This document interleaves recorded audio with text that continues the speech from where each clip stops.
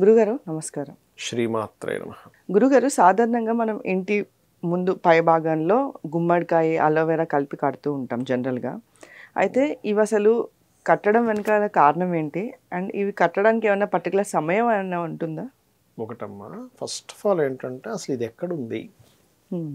ఎలా స్టార్ట్ అయింది, నిజంగానే శాస్త్రాల్లో ఉందా హ్మ్. అంటే దీనికి ఎక్కడో ఉంటేనే కదా చేస్తారు. కర్మ విపాకము అనేటువంటి ఒక గ్రంథం ఉంటుంది. కర్మ విపాకము హ్మ్. ఆ గ్రంథంలో చెప్పబడింది గుమ్మడికాయ కట్టుకోవాలి అని. ఓకే. లేకపోతే ఈ జనాలు ఊరికనే ఆ కాయని తీసుకొచ్చి ఎందుకు కట్టుకుంటారు? అదేలేండి. ఎందుకంటే ఒకటి గ్రంథంలో ఉంది, కర్మ విపాకం అనేటువంటి గ్రంథంలో ఉంటుంది. ఆ కర్మ విపాకంలో ఏంటంటే కేవలం గుమ్మడికాయలు కట్టుకోవడమే కాదు, నువ్వు ఏ పాపం చేస్తే ఏ ఫలితం పొందుతావు, హ్మ్. దేనికి ఎటువంటి పరిహారం చేసుకోవాలి, ఓకే. దాన్ని నువ్వు ఎలా పరిహారం చేసుకొని క్లియర్ చేసుకోవాలనేటువంటిది ఉంది. నాకు ఆ కర్మ విపాక గ్రంథం చదవనప్పుడు ఎవరైనా 4 రోడ్ల మధ్యలో ఏదో నిమ్మకాయ వేసేసేవారు చూసారా, ఏమిటి పిచ్చి వీళ్ళకి అనుకునేవాడు. నిజంగా కర్మ విపాకం అనే సంస్కృత గ్రంథంలో 4 రోడ్ల మధ్యని అలా వేస్తే చాలా మటుకు మీకు దోషం పోతుంది అని ఉంది. వేరే వాళ్ళకి అంటుకుంటుందని లేదు. చాలామంది ఏం చేస్తారంటే దాన్ని వక్రించి అమ్మో అది తొక్కితే ఏదో అవుతుందట ఇలాంటివన్నీ అంటుంటారు. అది పెద్ద విషయం ఏం కాదు. కాకపోతే అది ఒక దీంతో చేసాం కదా, అనవసరంగా ఎనర్జీ టచ్ అవుతుంది ఎందుకు మనకి అని పక్క నుంచి వెళ్ళిపోతారు. కాకపోతే అంతే, అదేదో పెద్ద దోషం అయిపోద్ది మీరు ముట్టుకుంటే అనేటువంటిది లేదు. ఈ దోషం పోతుందని ఉంది అంతే. ఓకే. ఇప్పుడు ఎందుకమ్మా, ఇప్పుడు హాస్పిటల్లో వాడతారు కొన్ని, వాటిని ముట్టుకోవద్దు అంటాం. ఆ బ్లడ్ తుడిచినవన్నీ ఎందుకు, దాని నుంచి ఒక సూక్ష్మక్రిమి మనకు ఎలా వస్తుందో మన కంటికి కనబడనటువంటి ఒక ఎనర్జీ ఉంటుంది. ఇంట్లో ఏదైనా నెగటివ్ ఎనర్జీ ఉన్నప్పుడు తీసేసేయడానికి అది వాడతారు యాక్చువల్గా. నాకు అప్పుడు ఆ గ్రంథం చదివాక నిజమే కదా, నేను ఇన్ని రోజుల నుంచి ఇదేదో పిచ్చి అనుకున్నాను, కర్మవిభాగ గ్రంథంలో ఉందా అని తెలిసింది. అలా ఒక్కొక్క పదార్థానికి ఒక్కొక్క ఎనర్జీ ఉంటుంది, గుర్తుపెట్టుకోండి.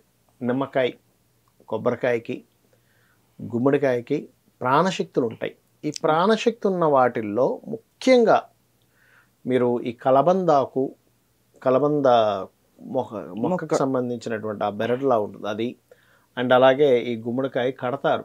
ఎందుకు కడతారు అంటే దానికి ఉన్న శక్తి ఏమిటంటే ఒక కొంత రేడియస్ వరకు కూడా ఏదైనా నెగటివ్ ఎనర్జీ ఉంటే దాన్ని తగ్గించే ఇది దానికి ఉంటుంది.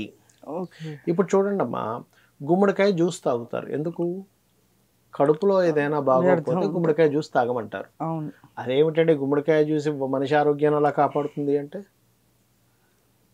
డైజెషన్ సిస్టమ్ని బాగు చేస్తుంది. ఎందుకు చేస్తుంది అంటే దానిలో ఒక ఎనర్జీ ఉంది, అవునా? ఇప్పుడు ఒక స్మెల్ వస్తుంది అనుకోండి, ఆ స్మెల్ వల్ల మనకు ఒక ఎనర్జీ వస్తుంది. మంచి స్మెల్ అనుకో, అబ్బా ఎంత బాగుండే అండి అంటాం. పిచ్చి స్మెల్ అబ్బా బాగాలేదండి అంటాం. అలాగే ఒక మ్యాగ్నెట్ ఉంది. మ్యాగ్నెట్ చూడడానికి ఒక స్టోన్ లాగా, ఒక పదార్థం లాగా, దానికి కొంచెం దగ్గర ఇనప ముక్క పెడితే టప్పని అంటుకుంటుంది.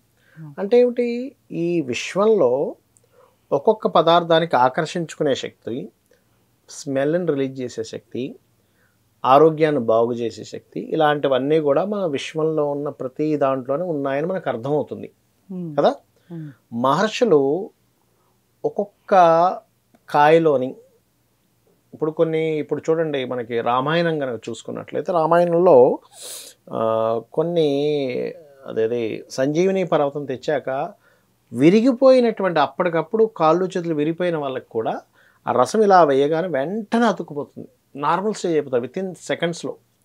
ఎందుకు అవుతుంది అలాగా అంటే కొన్ని ఆకులు, చెట్లు, కొన్ని కాయల్లో కొంత శక్తి దాగుంది.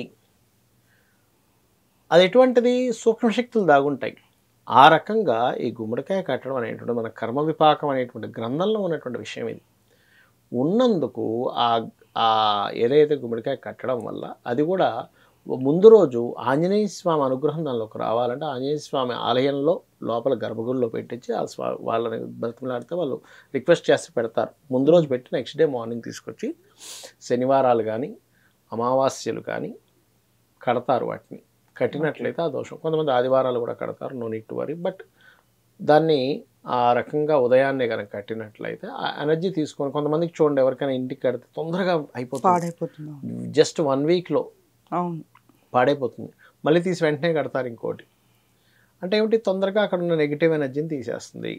కాబట్టి అందుకే ఇంట్లో ఖచ్చితంగా మనకి ఎక్కువ నెగటివ్ ఎనర్జీ ఉన్నా లేకపోయినా తులసి మొక్కను పెంచాలంటారు, అది మనల్ని రక్షిస్తుంది.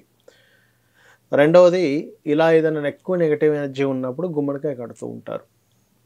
సో ఈ రెండు జాగ్రత్తలు తీసుకున్నట్లయితే ఖచ్చితంగా ఏమవుతుందంటే మీకుండే నెగటివ్ ఎనర్జీ ఖచ్చితంగా పోతుంది. ఇది శాస్త్రపరంగా ఉన్నటువంటిదే, ఇది ఏదో మూఢనమ్మకంతోనో దేంతోనో చేసేటువంటిది కాదు. ధన్యవాదాలు. శ్రీమాత్రే నమః.